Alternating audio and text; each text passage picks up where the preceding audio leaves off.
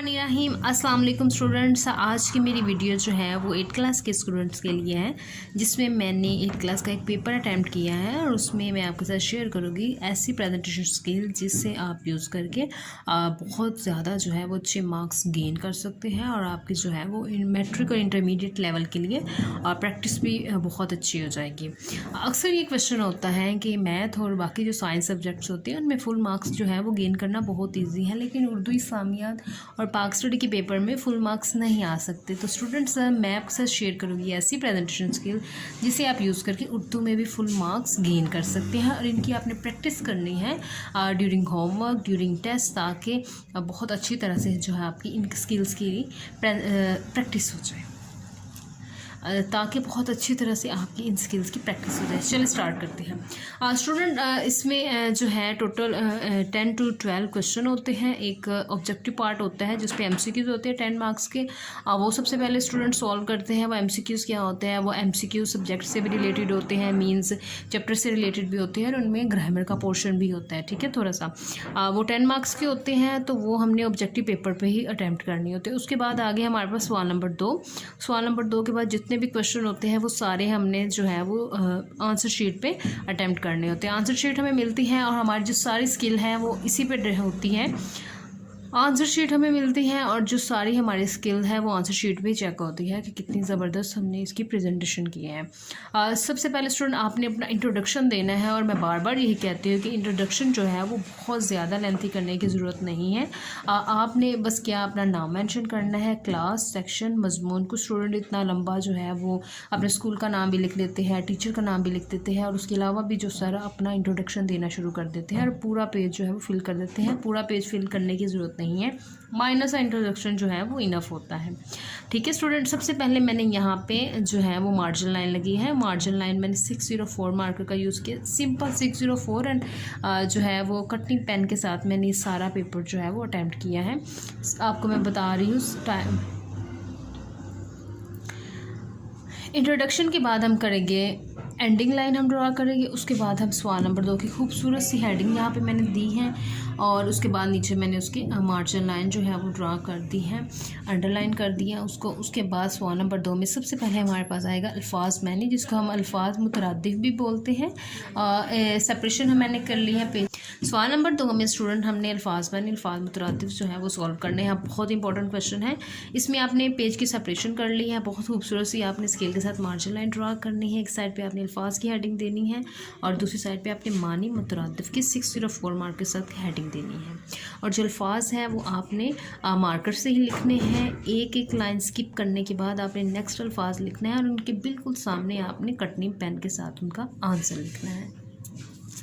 ये 5 मार्क्स के होते हैं टोटल। उसके बाद स्टूडेंट्स आप नेक्स्ट क्वेश्चन करेंगे सवाल नंबर 3। बहुत खूबसूरत से सवाल नंबर 3 की हेडिंग, अल्फाज और मुतज़ाद की हेडिंग, और इसकी सेपरेशन भी आपने जो है वो मार्जिन लाइन के साथ करनी है। आप बिल्कुल पेज के दरमियान में भी लगा सकते हैं और आप साइड पे भी कर सकते हैं, लेकिन आपने अल्फाज के सामने उसका ही मुतज़ाद लिखना है और जो है अल्फाज वो आपने एक एक लाइन स्किप करने के बाद लिखने हैं। नेक्स्ट ये थोड़ी सी लाइन बच गई है, लेकिन हम नेक्स्ट पेज यूज़ करेंगे। सवाल नंबर 4 बहुत इंपॉर्टेंट ग्रामर पोर्शन है, मुज़क्कर एंड मुन्नस। इसको भी सेम हम अल्फाज मुतज़ाद और अल्फाज मानी की तरह अटैम्प्ट करेंगे। मुज़क्कर में हम मार्कर के साथ सारे मुज़क्कर लिखेंगे, उनके बिल्कुल सामने हम उनके मुन्नस लिखेंगे। सवाल नंबर 5 ये भी ग्रामर का पोर्शन है। वाहिद 5 बहुत इंपॉर्टेंट ग्रामर के पोर्शन में से है वाहिद जमा। खूबसूरत सी हमने मार्जिन लाइन ड्रा की है और एक साइड पे हम वाहिद और दूसरी साइड पे जमा लिखेंगे और उनको भी हम अंडरलाइन करेंगे और वाहिद के नीचे हम मार्कर के साथ उनके वाहिद लिखेंगे एक एक लाइन स्किप करने के बाद, और उनके बिल्कुल सामने कटनी पेन के साथ हम उनकी जमा लिखेंगे। बहुत ज़्यादा इंपॉर्टेंट क्वेश्चन सवाल नंबर 6 अल्फाज जुमले। स्टूडेंट इससे पहले हमने जितने भी क्वेश्चन किए हैं अल्फाज मानी, मुज़क्कर, मोनिस, वाहिद जमा, उसमें हमारे पास 2 ऑप्शंस थी। या तो हम बिल्कुल सेंटर में मार्जिन लाइन ड्रा कर लें, ये एंड सेपरेटिंग लाइन, उस लाइन की मैं बात कर रही हूँ जिससे हम अल्फाज और मानी को जो है वो सेपरेट करते हैं, जैसे ये वाली ये लाइन है, और या हम उसके बिल्कुल साइड पे जैसे यहाँ पे ड्रा है कर लें। लेकिन अल्फाज जुमले में ऐसी कोई जो है वो चॉइस नहीं होती, हमने इसी तरह से साइड पे जो है वो मार्जिन लाइन ड्रा करनी होती है। एक साइड पे हम लफ्ज़ लिखते हैं और दूसरी साइड पे उसके बिल्कुल सामने हम जुमला लिखते हैं। और यहाँ पे स्टूडेंट आप देखिए कितना खूबसूरत से जो है वो अल्फाज लिखे गए हैं। कटने मार्कर से 604 मार्कर का यूज़ किया है। और जहाँ पे एक ट्रिक देखिए आप, मुसाफिर का जब जुमला कंप्लीट हो गया है, बहुत कम रह गई, उसके बाद मैंने एक लाइन स्किप की है और उसके बाद मैंने नेक्स्ट लफ्ज़ मवेशी लिखा है। ठीक है, इसी तरह से जब मवेशी का जुमला कंप्लीट हो गया है उसके बाद मैंने एक लाइन स्किप की है और उसके बाद मैंने नेक्स्ट जो है वो लफ्ज़ लिखा है, एंडिंग लाइन। उसके बाद स्टूडेंट हम करते हैं बहुत इंपॉर्टेंट क्वेश्चन, सवाल नंबर 7। सवाल नंबर 7 बहुत इंपॉर्टेंट है क्योंकि हम क्वेश्चन के जो है वो आंसर इसमें लिखते हैं। सवालात के जवाब दे, ये भी बहुत खूबसूरत सी हेडिंग आप लिख सकते हैं। और मुख्तसर जवाब, ये भी खूबसूरत सी हेडिंग आप लिख सकते हैं। और यहाँ पे देखिए मैंने किस तरह से नंबरिंग को कितना खूबसूरत ड्रा किया है। 604 मार्कर का मैंने यूज़ किया है। और उसके बाद स्टूडेंट यहाँ पे भी आपके पास चॉइस है, आप पूरा का पूरा जो है वो क्वेश्चन भी लिख सकते हैं, जैसे हमारे वतन के निशान से कौन सी चीज़ मुराद है। और आप इसकी खूबसूरत सी हेडिंग बना के भी लिख सकते हैं, जैसे वतन के निशान। ठीक है, इसका 1 से 1.5 लाइन पे जो है वो आंसर मुश्तमिल है। इसका जो आंसर है क्वेश्चन के बाद देखिए स्टूडेंट, जब उसका क्वेश्चन कंप्लीट हो गया उसके बाद मैंने एक लाइन स्किप की है और उसके बाद मैंने उसका आंसर लिखा है और आंसर के बाद भी मैंने एक लाइन स्किप की है। ये छोटी छोटी स्किल्स हैं जो कि हमारी प्रेजेंटेशन को, हमारे पेपर को बहुत खूबसूरत बना देती हैं।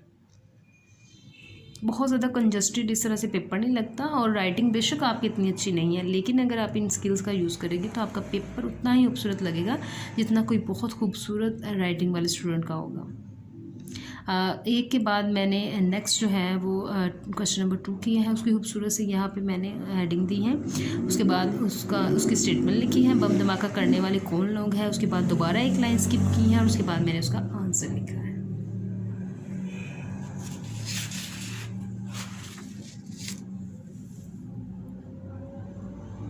देखिए कितनी खूबसूरत लग रही है ये सारे। एंड पे मैंने एंडिंग लाइन ड्रा कर दी है। नेक्स्ट है सवाल नंबर 8, अशार की तशरीह। इसमें 2 शेर होते हैं और बिल्कुल भी चॉइस नहीं होती है, आपने दोनों अटैम्प्ट करने होते हैं। सवाल नंबर 8 के बाद हम सेंटर में बिल्कुल हेडिंग देंगे, अशार की तशरीह करें, या अशार की तशरीह भी आप हेडिंग खूबसूरत से दे सकते हैं। उसके बाद आप पे आपकी चॉइस है कि आप पहले कौन सा शेर जो है वो अटैम्प्ट करें, जो आपको अच्छी तरह से आता है पहले वो अटैम्प्ट करें आप।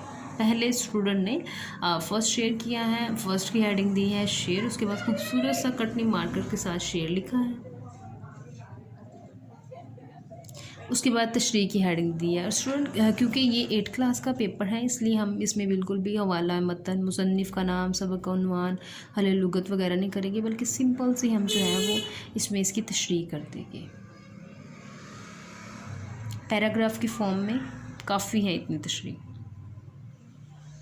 क्योंकि पेपर बहुत ज़्यादा लेंथी होते हैं। और जो इसके उर्दू का पेपर है तो बहुत खूबसूरत सा आप लिख लें, इतना ज़्यादा लिखने की ज़रूरत नहीं है, अच्छे अच्छे वर्ड्स का आप यूज़ कर ले तो आपको अच्छे मार्क्स मिल सकते हैं। उसके बाद नेक्स्ट शेर है, खूबसूरत सी उसकी हेडिंग, उसके बाद कटनी मार्कर के साथ खूबसूरत सा शेर लिखा है, उसके बाद तशरीह की हेडिंग दी है,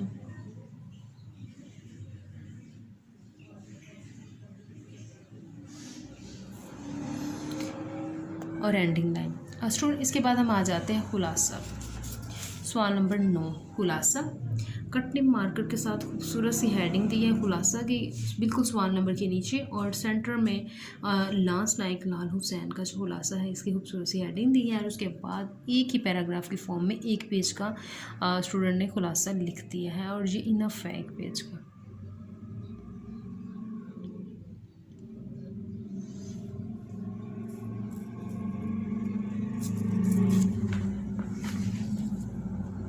उसके बाद स्टूडेंट है सवाल नंबर 10, कहानी। कहानी को लिखने का तरीका थोड़ा सा डिफरेंट है। सवाल नंबर 10, उसके नीचे कहानी की हेडिंग खूबसूरत सी, और बिल्कुल सेंटर में लकड़हारा और फरिश्ता की खूबसूरत सी आपने हेडिंग देनी है, और एक ही पैराग्राफ की फॉर्म में आपने इसका आंसर लिख देना है।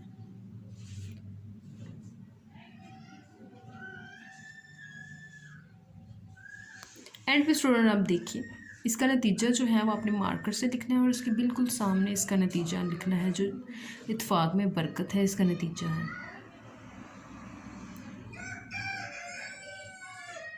इससे बहुत खूबसूरत जो है वो प्रेजेंटेशन होगी आपके पेपर की। नेक्स्ट है सवाल नंबर 11 मजमून। इसी तरह से खाने की तरह सवाल के नीचे हमने मजमून लिख दिया है और सेंटर में उसकी हेडिंग लिख दी है हमने सुबह खेजी के फ़वाइद।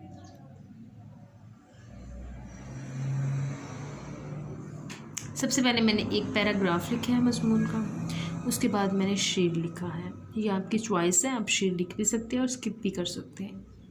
उसके बाद मैंने सेकंड पैराग्राफ लिखा है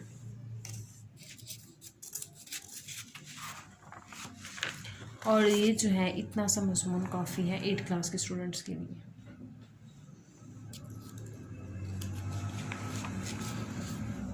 नेक्स्ट है सवाल नंबर 12, बहुत इंपॉर्टेंट क्योंकि इसमें चॉइस आ जाती हैं। या आप दरख्वास्त लिखे या आप ख़त लिखे। तो मैंने दोनों जो हैं दरख्वास्त भी अटैम्प्ट की हैं और ख़त भी अटैम्प्ट किया ताकि मैं आपको इनकी प्रेजेंटेशन स्किल्स जो है वो बता दूँ। तो अगर आपने दरख्वास्त पहले अटैम्प्ट करनी है तो अलिफिस वो ऊपर हेडिंग दी है बिल्कुल सामने सवाल नंबर 12 के। उसके बाद दरख्वास्त का आपने मजमून लिखना है। मेन दरख्वास्त किस लिए दी गई है? दरख्वास्त बिना पोस्ट मास्टर बराए तहकीकात गुमशुदगी मनी आर्डर। ठीक है, मार्कर के साथ बहुत खूबसूरत से आपने इसको लिख लेना है। उसके बाद आपने उसको मुखातिब किस तरह से करना है वो हम एक लाइन स्किप करने के बाद कटनी पेन से लिखेंगे। बाहिदमत जनाब पोस्ट मास्टर साहिब comma post office comma Lahore. ठीक है, उसके बाद यहाँ पे स्टूडेंट ने जिस स्टूडेंट ने ये पेपर अटैम्प्ट किया उसने थोड़ी सी मिस्टेक कर दी है क्योंकि ये मेल था तो यहाँ पे जनाब आलिया लिखना था, उसमें साथ आलिया भी लिखते हैं। लेकिन एक चॉइस है कि अगर वो फीमेल होगी तो जनाब आलिया होगा और अगर वो मेल हुआ तो जनाब आलिया। मार्कर से खूबसूरत सा एक एक लाइन स्किप करने के बाद उसके बाद ही हमने एक लाइन स्किप की है और उसके बाद आपने जो मतन है आपकी दरख्वास्त का वो आप एक पैराग्राफ या 2 पैराग्राफ की फॉर्म में लिख लें। उसके बाद आपकी एंड नवाजिश होगी। अक्सर स्टूडेंट ये भी मार्कर से लिख सकते हैं लेकिन बहुत ज़्यादा जो है वो मार्कर हो जाएगा क्योंकि हमने एंड पे भी जो है वो मार्कर का यूज़ करना है, इसलिए मैंने इसको पेन से लिखा है। और आपने एंडिंग किस तरह से करनी है? अलारी स्टूडेंट अपना नाम नहीं लिखते क्योंकि पेपर सॉल्व करते हैं तो एंड पे हम मार्कर के साथ ही अलिफ जीम लिखेंगे। अब हम बात करते हैं इसके सेकंड पार्ट की जो कि है बेहिस्सा ख़त की। हमने खूबसूरत सी हेडिंग दी है। उसके बाद ख़त का मजमून क्या है? दोस्त के नाम वालिदा की वफ़ात की ताज़ियत का ख़त। खूबसूरत सा हमने कटनी मार्कर का यूज़ किया है। कमरा इम्तहान 1 अप्रैल। कमरा इम्तहान के बाद आपने डेट लिखनी है। इन दोनों आपको चॉइस है, मार्कर से भी लिख सकते हैं। और उसके बाद आपने दोस्त को मुखातिब किस तरह से करना है ये देख लिया।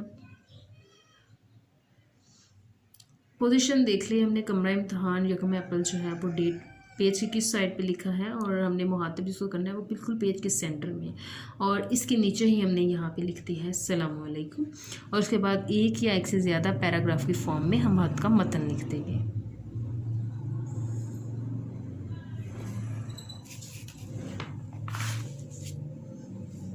एंडिंग हमने किस तरह से करनी है? वास्सलाम आपकी दोस्त। वास्सलाम हमने मार्कर के साथ लिखना है और बाकी सारा जो है वो हम पेन के साथ लिखेंगे। ये आप पे डिपेंड करता है, आप इसको भी मार्कर से लिख सकते हैं। अब हम स्टूडेंट बात करते हैं लास्ट क्वेश्चन की। लास्ट में हमारे पास सवाल नंबर 13 मुकालमा। सवाल नंबर के नीचे हमने मुकालमा की हेडिंग दी है और उसके बाद उसका टॉपिक क्या है? त्योहारों की अहमियत पर मुकालमा। मुकालमा एक से ज़्यादा जो है वो पर्सनस के दरमियान, इसमें करेक्टर्स एक से ज़्यादा होते हैं, उनके दरमियान जो होता है मुकालमा होता है छोटा सा, तो वो हम लिखते हैं। इंपॉर्टेंट चीज़ है करेक्टर्स। करेक्टर जितने भी हो एक स्टूडेंट यहाँ पे बहुत इंपॉर्टेंट चीज़ है करेक्टर जितने भी होगी एक या एक से ज़्यादा होगी आपने हमेशा उनको मार्कर से लिखना है और उनके बिल्कुल सामने उनकी स्टेटमेंट लिखनी है। जैसे समन और नायाब 2 करेक्टर्स हैं तो मैंने उनके बिल्कुल सामने उनकी स्टेटमेंट पेन के साथ लिखूँगी। और जब भी आपने एक के बाद दूसरे करेक्टर की स्टेटमेंट लिखनी है तो आपने सेंटर में एक लाइन का जो है वो मार्जिन रखना है, एक लाइन स्किप करनी है। इससे बहुत खूबसूरत जो है वो प्रेजेंटेशन होगी मुकाल की। अब मैंने एक लाइन स्किप की है और कितनी खूबसूरत प्रेजेंटेशन हुई है।